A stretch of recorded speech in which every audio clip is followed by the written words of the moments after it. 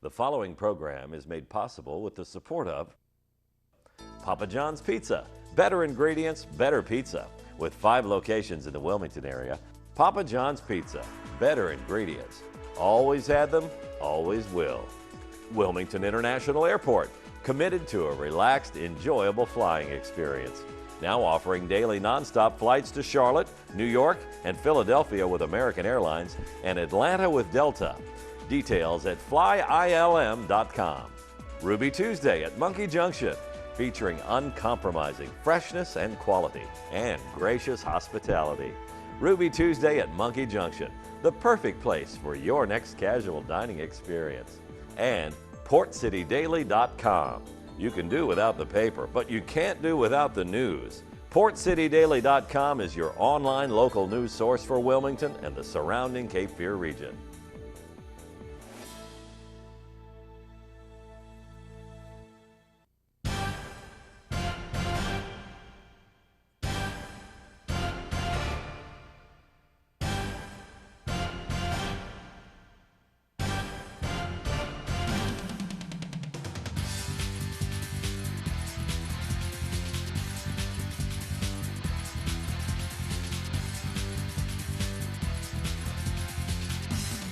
Hey, high school football fans, it's crunch time in the 2015 season. I'm Joe Katz with the latest edition of Sports Roundtable as we head through the first round of the state playoffs. A quick recap from Friday night's action over at Legion Stadium on Jurgensen Gabriel Field. The New Hanover Wildcats, with a 2 seed in the 4A playoffs, took care of Knightdale 47-9. Burke Estes completed 8 of 13 passes for 153 yards, 4 touchdowns.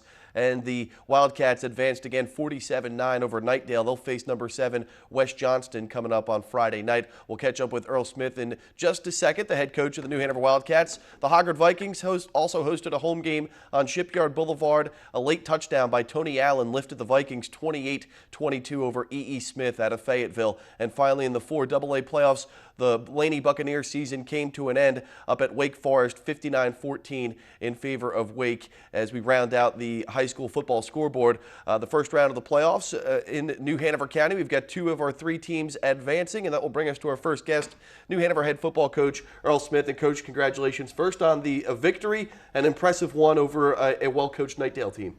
Yeah, it was a big win. You know, we took care of business defensively. We got ourselves in situations where we were putting the offense in good field position, shut them down, and you know, at halftime we pretty much had it under hand, and we're able to pull our starters pretty quick in the second half. One of those things I think that you know, we've been talking about, obviously that offense kind of firing on all cylinders, but the defense has come along throughout the course of the season now, and obviously you're going to need all 3 facets of the game: offense, defense, special teams, if you want to continue to play each Friday night leading up to the state title game, obviously. Absolutely. I think we keep improving. You know, we're gang tackling and very physical. Friday night we caused at least, I think it was 3 turnovers, had an interception and 2 caused fumbles, and you know, we just got to keep doing that, and same thing with our special teams. Offensively, you know, can't say enough about our offensive line. We got Gus Sonny back at our left tackle. He broke a finger earlier in the year, and we're pretty healthy there for the first time in about 5 weeks. And again, can't say enough about those senior linemen. Well, you know, returning 10 of the 11 starters on that offensive side of the ball, you could call Burke Estes kind of a starter, waiting in the wing last season, now getting an opportunity and doing a great job taking advantage of his chances at the quarterback position. Another great day, 8 of 13, efficient, 153 yards through the air, 4 touchdowns. Can't ask more from a senior quarterback than what he's doing right now. Yeah, you know, he's just making good choices, and the thing is, he's spreading it around. We had 4 different people score the other night, and you know, it's just nice having those weapons. All right, well, let's take a look at some of the highlights from this 47-9 win over Knightdale. As you mentioned, Burke Estes had 4 touchdown passes in the game as the smoke clears at Legion Stadium. You know, start out here with the kickoff. Josiah Easton continues to put him in the end zone, and what a great weapon in high school. Defensively, just aggressive play here. Here, Isaiah Crawford causes a fumble. Picked up by the other end. K-Twan Hill gives our offense the ball right there in great field position.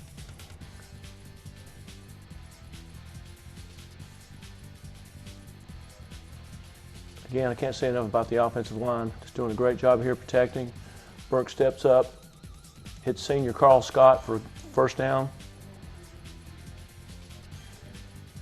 come back here with a seam route to Garrett for the touchdown.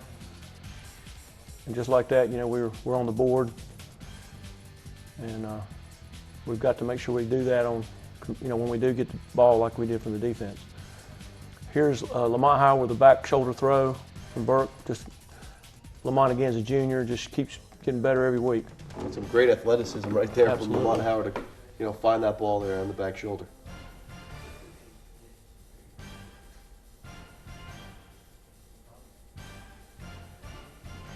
We got Trey Age back 100% now. He'd been injured earlier, and here's just a fantastic run by him. And then if you watch the second effort here, and the offensive line jumps in there, keeps it moving, picks up another 3 or 4 yards on second effort. And Trey had about 80 yards of total offense, Right. Catching and running the other night. Yep. Here's Wisdom Vaughn on a little with our screen and go, and just a great throw and catch there. Defenses are kind of keying on those bubble screens that you Yep. run all the time, and then bam, you're able to, switch some things up for you. That's our sophomore linebacker, Nas Brown, again, just playing very aggressive. Great effort there. That's the other linebacker who's a sophomore, Grant Daly. Just keeps getting better every week.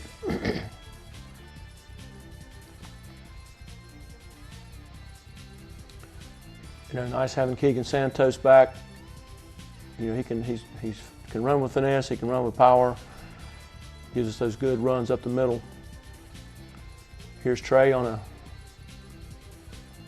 inside play, puts it in for the end zone. There's a big hole right there, and even Absolutely, that step yeah, back hole from Keegan. Gus Two big holes. Gus and Tariq Speller just great cross block there. Just did a great job. Get great pressure here. Sack by Isaiah Crawford. Had one of his best games. We've been calling his name out a lot in these last couple of weeks. Yeah, he's improving here. This is our backup fullback, Javion Hall, who scores.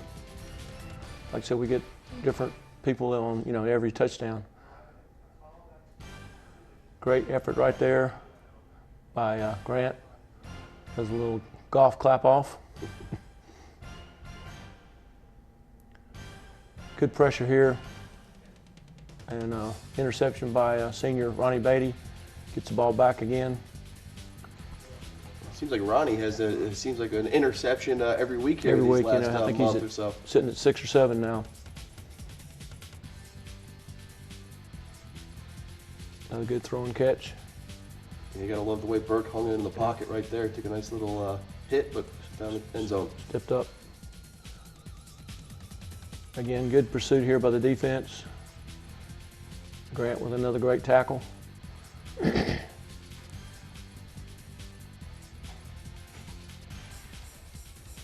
Good push there by Jamias Williams in the middle. There's Nigel Hines on the pursuit. Again, another sophomore who just plays all over the field. Untouched Sack right there. by Nas Brown on the blitz. A couple of things I noticed there defensively. Your defensive ends have done a great job here this week, and obviously in prior weeks leading up to that game in the containment aspect on the defensive end position, and that's obviously what you're coaching them up to do. And a lot of young guys on that defensive group, but that unit has really started to come together for you. They have the two ends. Earlier, we're trying to go inside too much, and they finally understand what containment responsibilities they have.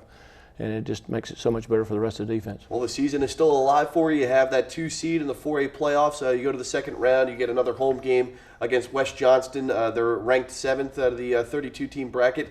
Just some quick thoughts on the game coming up on Friday against a quality opponent in West Johnston.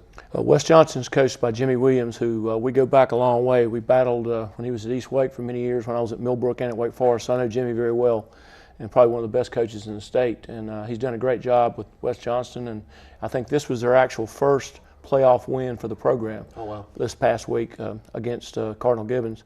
So they're very well coached and very similar and like Nightdale with athletes. So it'll be a more of a challenge than what we had last week. All right, well, hopefully heading into a good week of practice. New Hanover head football coach Earl Smith. The Wildcats are rolling right now. Grabbed their 10th win of the season last Friday night, 47-9 over Knightdale. Coach, always a pleasure catching up with you, and good luck Friday. Thanks, Joe. All right, we'll take a quick break here on Sports Roundtable. We'll catch up with Laney head coach Ashad Yeoman right after this.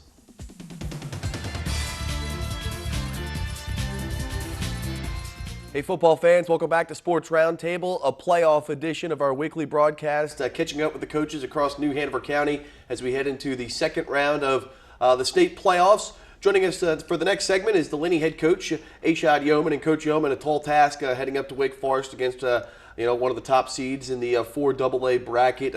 Season-ending setback 59-14. Before we get to some of the game highlights, just maybe some thoughts on a really powerful Wake Forest team. Yeah, they really were. It was something that we expected watching on film. We knew it was going to be a tall task, just like you said before. And they didn't disappoint. Those guys played tough football on all aspects of the football game, and it showed in the end result. But coming into the playoff seeding, I guess, when the High School Athletic Association releases that preliminary bracket, and then they go back into the Wizard of Oz, I guess you could say, and all of a sudden they come back and looked like you had a more favorable matchup that first time in the preliminary bracket, and then come the final posting of the tournament, you draw Wake Forest. So definitely kind of cringed probably yourself when you found out your fate heading into that first round. Well, looking at it in hindsight, yeah, it was, you never know. But, with that first preliminary bracket, we knew it was going to be a tough game regardless of where we went at. Fuquay-Varina probably is a pretty tough team. And Wake Forest played for the championship last year, and they possibly might play for it again this year. So either way, we had a tough draw. All right, well, let's get to some of the highlights before we talk a little bit more about your second season as head of the Bucks. Yeah, this is like the third drive. We were down about 14-0 at that point. They just scored on the opening drive. That was Amik Watkins getting out in open space. That was like what we've been trying to do all year long, trying to put him in different positions and get him the ball. And he did an excellent job all night long of running and get some extra yardage for us out in space. And again, looking at how they lined up defensively, we felt like we had some things that we could take advantage of on the perimeter, and he did a great job of getting us those extra yards. And as you can see, my two seniors out there blocking for him did an excellent job of getting up, shoring that block up and getting him some help there. That's Alex Den, again, one of my senior wide receivers. He did a great job all night long of catching those balls and trying to keep the chains moving. Again, that was a huge first down that we needed. We didn't actually score on that drive, but as you can see, we pushed them back. They kind of flipped the field position a little bit. Defensively, finally kind of stepped up there going into that third drive. They had ended up scoring, multiple times in that first two possessions, and then we get a stop. They shanked the punt, and this is the very first play of that fourth drive that we had there. Amik takes it to the house. They kind of messed themselves up there, blitzing the linebacker. They didn't have anybody else to fill it. And this is actually a two-point conversion play that we had been setting up for the past 3 weeks. We just hadn't run it, and then we talked about it in the meeting Sunday, saying, hey, we don't have anything to lose, man. Let's just throw everything we got at these guys and give the kids a chance to come out with something. And again, defensively we struggled, obviously giving up 59 points, but just the effort of the kids. Kemel Bloodworth, one of my junior outside linebackers there, did a great job coming off the edge, and we tried some different things that we hadn't tried all season long. And in hindsight, kind of thinking about changing some things up and see how that stuff works out. Didn't quite work out there, but it's one of those learning experiences there. Again, that's the sack by Ryan Dabrowski. We kind of switched it up. I had him come into an inside stunt, and had one of the defensive ends go outside. Again, we changed up our defensive front a little bit, and then this is the last play of our offensive possession there. That's Amik going in on a reverse. That's something we hadn't showed all season long. Again, we had some tricks in the bag that we wanted to try to throw out there, and again, being the last game of the season, and just didn't want to leave anything, no stone unturned kind of deal. Amik Watkins has 2 more touchdowns for you to round out another strong year. You'll get him back next season. Kind of as we wrap up the Laney Buccaneers 2015 season, your second year as head coach of the football team. Just maybe some general thoughts on how you think the overall schedule went. I know it was an uphill battle from the beginning. It's been well documented here on this show.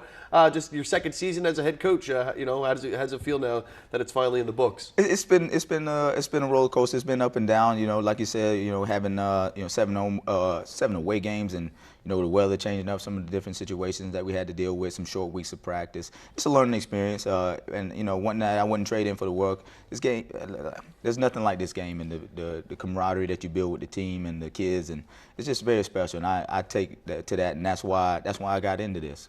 7 away games this season, which means you'll have 7 home games next season. So that's something that at least puts a smile on your face, knowing that you'll have to leave the county maybe one time next year going into the 2016 slate. For sure, we put a lot of miles on that road, so hopefully that helps out with us next season. Looking back at some of the players that you'll be missing next year, obviously due to graduation, any guys that stand out to you that you'd like to mention right now? Just a lot of my seniors are on the offensive line. We're losing Troy Bowman, offensive tackle. He had an excellent season all year long. Graded out really high. We're gonna lose Jaquavon Rogers. He came in that day where we had the sports roundtable for our bye. Great kid. And then there's some other guys that I'm missing. I know our tight end John Spate came in. We had a good time with him. Talking on the sports roundtable. But just offensively, we were losing a lot of guys.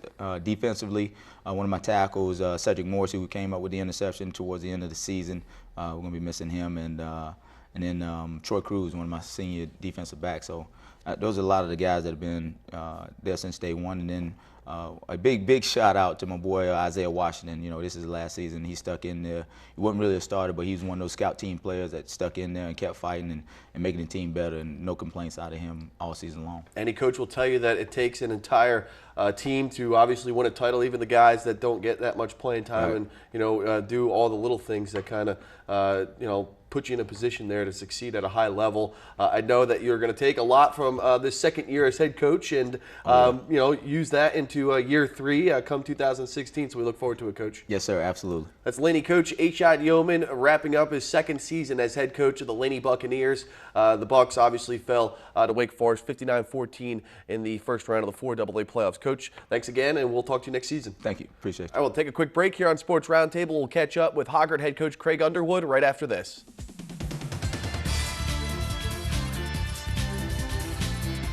Hey folks, welcome back to Sports Roundtable as we continue our talk with the 3 football coaches from across New Hanover County this week, playoff edition of the show. I'm Joe Katz from PortCityDaily.com. You can get up-to-date information on all your local sports teams at PortCityDaily.com for free online. As we wrap up our show tonight, last but not least, the Hoggard head coach Craig Underwood in his first season, coming off a 28-22 win over E.E. Smith at a Fayetteville a quality team out there in the Golden Bulls, and Tony Allen had a great game with 3 touchdowns. Brian Sasser hit Tristan Candare with a 20-yard touchdown pass early in the game, and I thought at the end the defense really stood strong, posted a shutout in that second half to send you to the second round. That's right. Yeah, I'll tell you, E. Smith was a very tough opponent. So just proud of the way the team. They tested us in about every aspect of the game, and the guys rose to the challenge. So. Cullum Crowley had 2 interceptions in the ball game. I think Omar Jones 4 tackles for loss in that ball game. He was all over the place. Yeah, and right now you talked about we kind of talked a little bit off air about how that defensive secondary has come along this season, and you put that defensive secondary with the experience you have on that front 4 on the defensive line. Put yourself in a pretty good position there on that defensive unit here, heading into a big matchup against Durham Hillside. Yeah, I'm just the kids all season have. We challenge them, get better every week. And, we've seen that out of all groups. But, I think the secondary, as much as anybody on our team, they were just so new. I had a change of coaches with Coach Turner going to Ashley.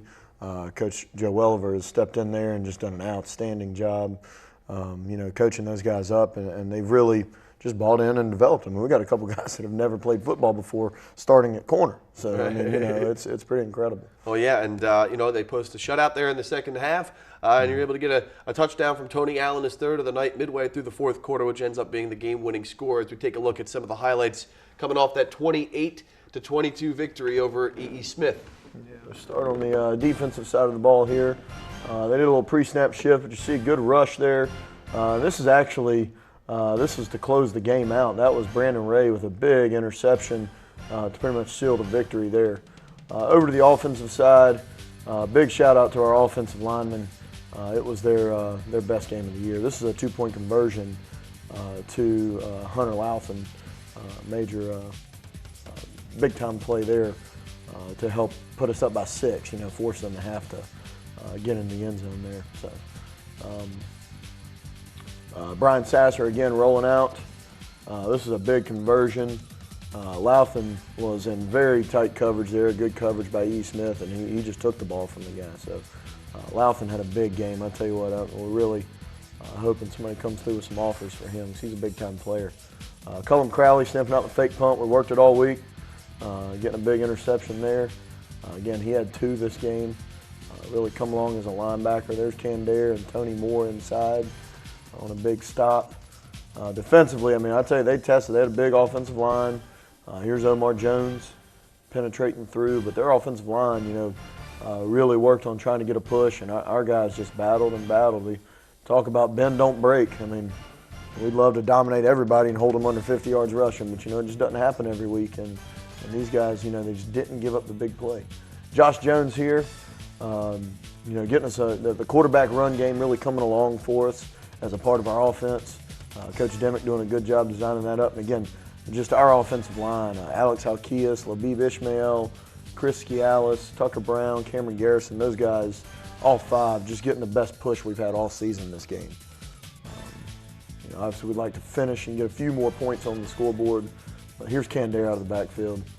I know you always say you love seeing a fullback get in the end zone. Yeah, love that fullback in his hands, baby.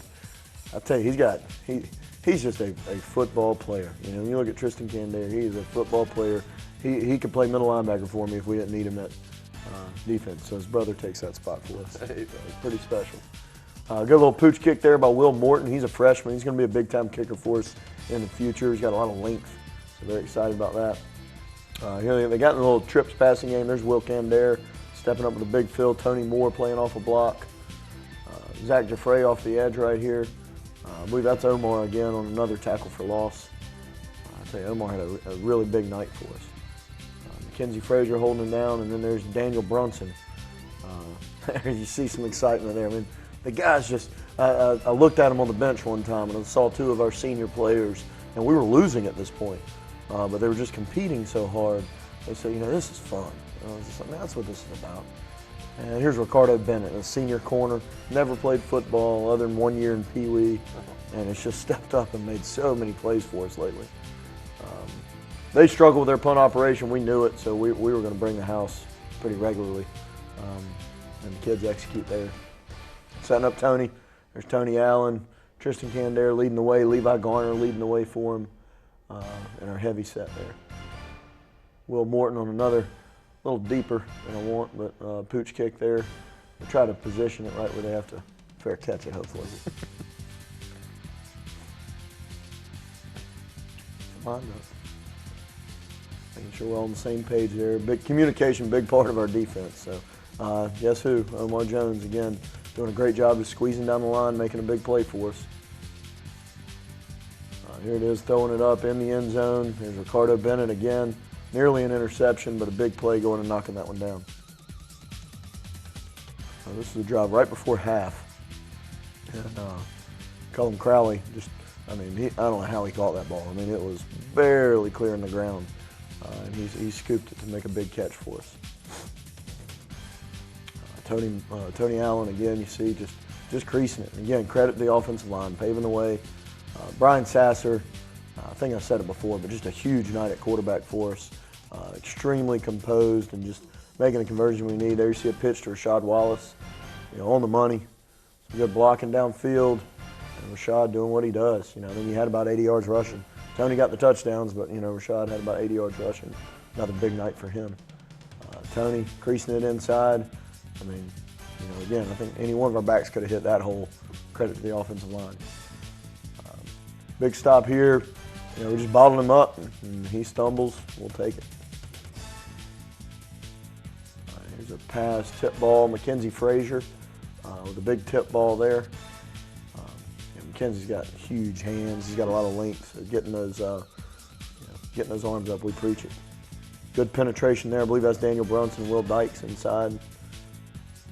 Zach Jaffray off the edge, and Omar Jones. I mean, again, you saw how many names we just went into that. It was truly a full team effort, and it took everybody. And at this point of the season, this is what it's going to take to keep your year alive. Obviously, No doubt you're going to about need different guys to step up in different situations, and I think you got that this past Friday. That's exactly right. All right, now looking ahead real quick to a road game here in the second round of the 4A playoffs. So you're going to head up to Durham Hillside. I know you've got plenty of preparation to do after this, but maybe just a quick, what you've heard about them so far heading into your week of practice. Gotcha. We've spent a lot of time this weekend looking at them. They are a extremely tough opponent, very just complete team. They're fast and physical on defense. They spread the field offensively. They're good in the run and pass game. So, I feel like we have a good game plan for them. But we're certainly going to have to play extremely well and keep building on what we did against E. Smith. All right, looking to execute come Friday against Durham Hillside. The Hogger Vikings will be on the road for the second round of the state playoffs. Coach, it's always a pleasure, and good luck this week. Thank you very much. All right, well, that will do it for our latest edition of Sports Roundtable. We will catch up with two more coaches next week in Earl Smith and Coach Underwood following the second round of the state playoffs. For everyone here inside the studio, I'm Joe Katz. We'll talk to you next time.